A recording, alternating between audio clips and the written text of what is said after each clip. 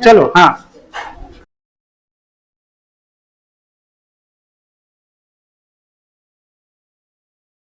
चलो पास हो गए तुम। चलो ताली मारो। तेजी से खींचना है। हाँ, तो ऐसा क्यों हो रहा है? सभी ने जड़त्व के बारे में सुना होगा। जड़त्व को क्या कहते हैं इंग्लिश में? इनर्शिया। और हिंदी में क्या कहते हैं? जड़त्व। हम जानते हैं जड़त्व क्या है? किसी वस्तु का वह गुण जिसके कारण वस्तु अपनी अवस्था में रहना चाहती है। अगर विराम अवस्था में है तो वो विराम में ही रहना चाहती है, और गतिशील है तो वो गतिशील अवस्था में रहना चाहती है। और जब उसमें परिवर्तन करना चाहते हैं तो उसका क्या पहले वो करता है?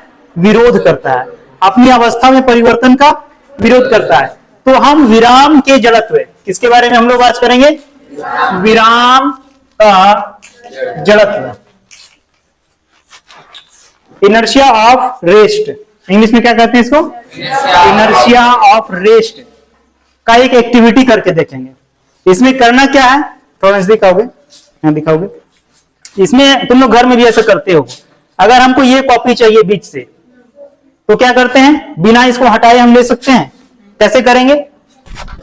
तेजी से खींचे। तो गिरा? वो सब गिरा? नहीं गिरा। चलो एक एक करके आएंगे, तुम लोग भी करोगे इस एक्टिविटी को। चलो आ जाओ। कौन आना चाहता है? लड़कों में कौन आना चाहता है? आ जाओ। तेजी से खींचना है, तेजी से खींचना है इसको। चलो हाँ हाँ, चलो पास हो गए तुम। चलो ताली मारो। चलो गर्ल्स में कोई एक आ जाओ जिसको आना है। तेजी से खींचना है। हाँ, तो ऐसा क्यों हो रहा है? चलो कोई एक आ रहा है, लड़का से अब आ जाओ। चलो आ जाओ, आ जाओ। छोटा सा एक्सपेरिमेंट करवा रहे हैं।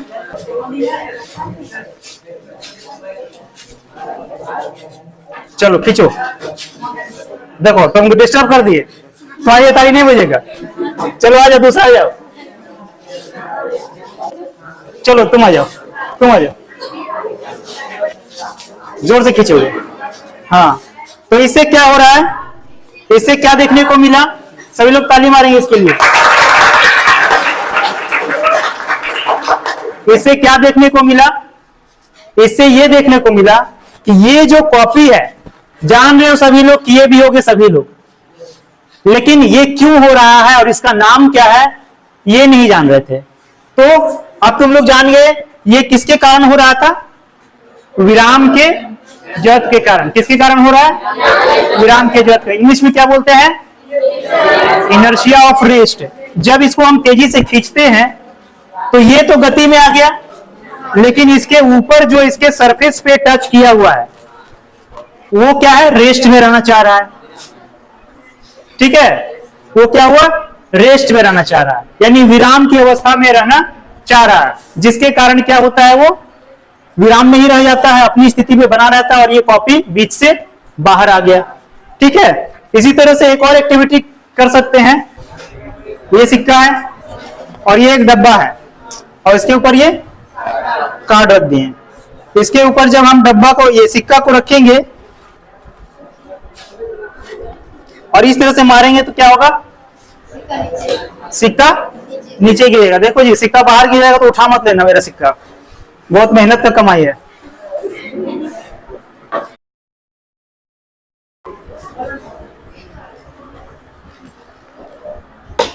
देखो सिक्का इसमें गिर गया, तो इससे क्या देखने को मिला कि जो कार्ड था वो अचानक से गति में आया, और सिक्का देखो इसी में गिरा है।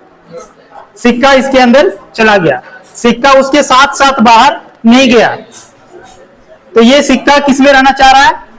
विराम में रहना चाह रहा है, जिसके कारण क्या हुआ? वो कार्ड हट गया और वो गुरुत्वाकर्षण के कारण नीचे की ओर चला गया। तो ये किसके कारण हुआ? सिक्के के विराम के जड़त्व के कारण हुआ। ठीक है, इंग्लिश में क्या बोलेंगे?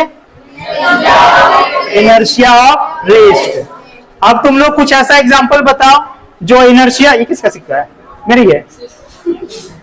इनर्शिया ऑफ मोशन, गति के जड़त्व के कारण कोई एग्जांपल दे सकते हैं क्या? गति के जड़त्व के कारण।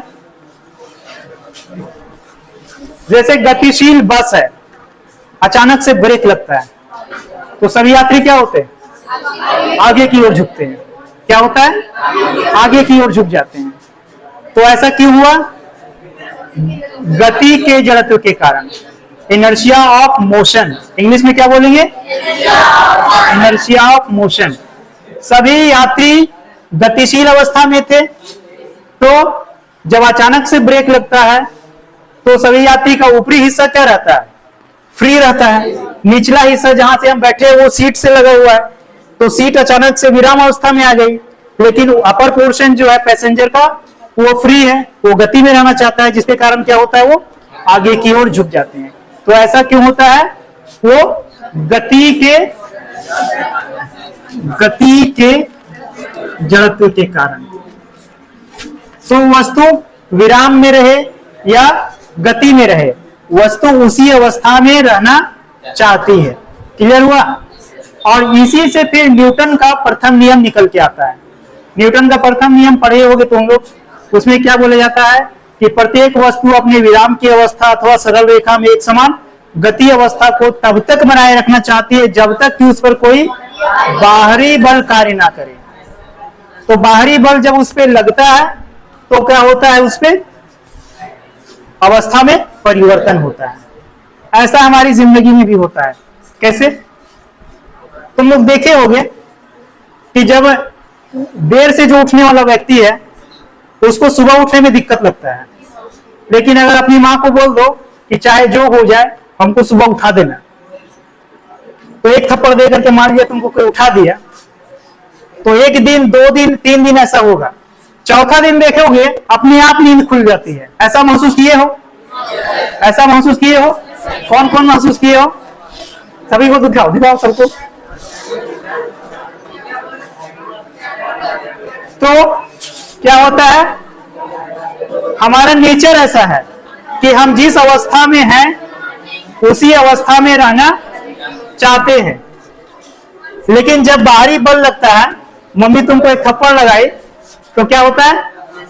अवस्था में परिवर्तन होता है और हम जल्दी सुबह उठने की कोशिश करने लगते हैं और बिना किसी के उठाए ही हम क्या होता है? सुबह जग जाते हैं, हमारी नींद खुल जाती है।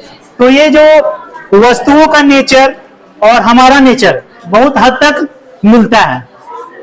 चलो ठीक है।